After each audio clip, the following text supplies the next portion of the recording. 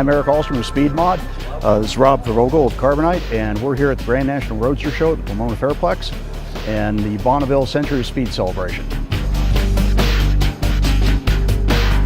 I can't say enough to thank you to Ron Main for making this all happen. He put a huge amount of effort into this. I know what it takes to put an event like this on, so we really thank him for his effort, and we thank him for inviting us. We are truly honored.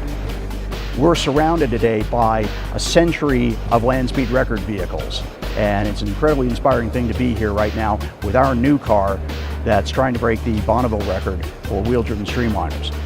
You notice something a little bit different about this car is there's no fasteners all the way across the nose. That's to keep laminar flow, to keep the air attached as long as possible. We've got a very simple design with a canopy, no other hinges or anything, just a piano hinge, worked out real well. We happen to have a nice straight section on the car we can attach the piano hinge to, and a simple latching system going through 2 pins. The one thing that is different about our car is our active aero, as Eric mentioned earlier.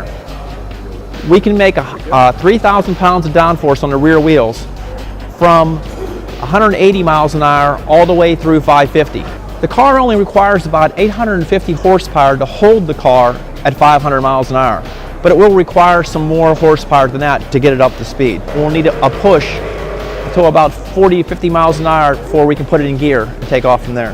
There's 2 parachutes. The primary parachute needs to be pulled first, and then the secondary parachute if there's a problem over top of that. So what this has led to is we've decided to go after the absolute land speed record with our own design. Now, what we figured out was that the absolute record is as much a problem of distance as speed. Once we decide to go a certain speed, we only have so much time to get up to speed and get back down from speed. The current target is over 1,000 miles an hour, and that's less than 1 second per quarter mile. If you try to think about that, we're crossing a football field about as fast as you can inhale. So one of the opportunities this has given us is we have designed a lot of margin in both the wheel-driven car and in the rocket car. To a prospective driver, they can come into our project and invest in us. And if they want a record on the salt, the Bonneville Streamliner is safe, and we can train anyone of good manual dexterity and reasonable physical fitness. Take a record at Bonneville and enjoy that for the rest of their lives. The rocket car is another dimension. What we've done is we've designed a car with so much acceleration that we can take the standing start quarter mile, half kilometer, and 1 kilometer records. These records have stood for over 40 years. We have a car that is designed to 4 times its known loads at 1,000 miles an hour. At 700 miles an hour, it's at 8 times its known loads. It is well over strength, well over stabilized. Any qualified candidate can invest in us. We can train them. We have qualified land speed racers on our team. We have qualified drag racers on our team. We know what it takes. So where we are today on both projects, the wheel-driven car is up and running, ready for qualified candidates to drive. We'll be at the Salt this year, looking for 500 miles an hour. The rocket car, from the moment we receive funding, is 24 months from completion. We're proceeding with the design, and we work with the U.S. Air Force Academy, validating all of our models and making sure that it is safe and it's got the margin that we say it's got in it.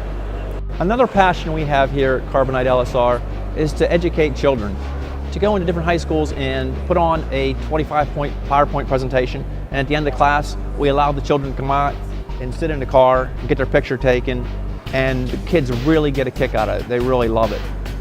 We're trying to inspire kids to actually do something with their hands and build something, and to try to teach these kids that if you do what you really love to do for your living, you never have to work a day in your life. And that's the passion I'm trying to relay to the kids. And we're doing it through the STEM program, and we're doing it through just projects like this. And amazing what a little bit of interest will do. A little bit of effort from our part really makes their day. And it's a fun thing to be able to do that for the kids. The STEM program stands for Science, Technology, Engineering, and Math. And it's more of a push towards the technical aspects of schooling.